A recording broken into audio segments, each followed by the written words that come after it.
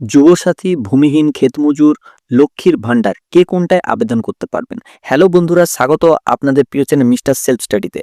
বন্ধুরা, বর্তমানে পশ্চিমবঙ্গ রাজ্য সরকারের তরফ থেকে দুটি গুরুত্বপূর্ণ প্রকল্পের আবেদন নেওয়া হচ্ছে। একটি হলো বাংলার যুবসাথী প্রকল্প, আরেকটি হলো ভূমিহীন ক্ষেতমজুর প্রকল্প। এই দুটি প্রকল্প নিয়ে আপনাদের অনেক প্রশ্ন আসছে কমেন্ট বক্সে। বিশেষ করে দুটো প্রকল্পেই কি একসাথে আবেদন করা যাবে? অথবা যারা কৃষক বন্ধু প্রকল্প পাচ্ছে তারা কি ভূমিহীন ক্ষেতমজুর প্রকল্পে আবেদন করতে পারবেন? অথবা যারা লক্ষ্মীর ভান্ডার পাচ্ছেন, প্রকল্পের টাকা পাচ্ছেন, তারা কি যুবসাথীতে আবেদন করতে পারবেন? আজকের এই ভিডিওতে সব প্রশ্নের উত্তর স্পষ্ট দেব, তাই ভিডিওটি স্কিপ না করে শেষ পর্যন্ত দেখুন। প্রথমেই যোগ্যতার কথা বলি। বাংলা যুবসাথী প্রকল্পে আবেদন করতে হলে বয়স ন্যূনতম 21 বছর থেকে 40 বছরের মধ্যে হতে হবে। ন্যূনতম মাধ্যমিক পাস হতে হবে।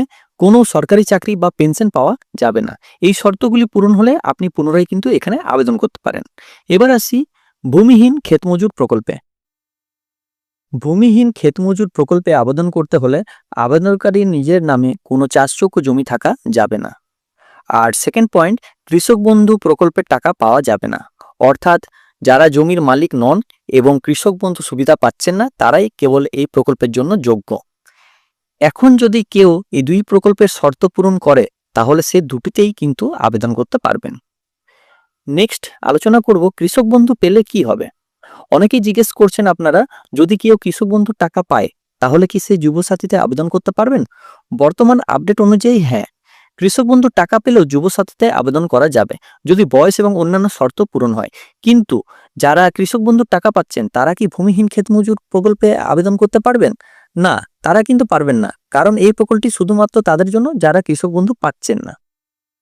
নেক্সট এবার আমরা চলে আসি লক্ষ্মীর ভান্ডার পেলে কি হবে। এবার আসছি আমরা সব থেকে বেশি জিজ্ঞাসা করছে যে লক্ষ্মী ভান্ডার পেলে আমাদের কি হবে। যারা লক্ষ্মী ভান্ডার প্রকল্পের টাকা পাচ্ছেন তারা কি যুবশ্রীতে আবেদন করতে পারবেন? সরকারি নোটিশ অনুযায়ী যারা লক্ষ্মীশ্রী বা লক্ষ্মীর ভান্ডার পাচ্ছেন তাদের যুবসাথী প্রকল্পে আবেদন করতে পারবেন না। তবে যারা ভূমিহীন ক্ষেতমজুর প্রকল্পে শর্ত পূরণ হলে তাহলে সেখানে আপনারা আবেদন করতে পারবেন। কিন্তু যদি কেউ লক্ষ্মী ভান্ডারের পাশাপাশি কৃষক বন্ধু পেয়ে থাকেন তাহলে ভূমিহীন ক্ষেতমজুর প্রকল্পে আবেদন করতে পারবেন না। এবার চলে আসি খুবই সোজা ভাষায় বলতে গেলে, যুবশ্রী প্লাস ভূমিহীন ক্ষেতমজুর এই দুটোই আবেদন করা যাবে যদি শর্ত পূরণ হয়। কৃষক বন্ধু পেলে যুবসাথী করা যাবে। কৃষক বন্ধু পেলে ভূমিহীন ক্ষেতমজুর করা যাবে না। লক্ষ্মীর ভান্ডার পেলে যুবশ্রী করা যাবে না। লক্ষ্মীর ভান্ডার পেলে শর্ত পূরণ হলে ভূমিহীন ক্ষেতমজুর করা যেতে পারে, তবে সে যদি কৃষক বন্ধু না পেয়ে থাকে। বন্ধুরা, প্রকল্পের আবেদন করার আগে নিজের যোগ্যতা ভালোভাবে যাচাই করে নেবেন। ভুল তথ্য দিয়ে আবেদন করলে পরে সমস্যা হতে পারে। যদি এই তিনটি প্রকল্প নিয়ে আপনাদের আরও কোনো প্রশ্ন থাকে অবশ্যই সেটা কমেন্ট বক্সে জানাবেন। আমি চেষ্টা করব পরের ভিডিওতে তার উত্তর দেওয়ার।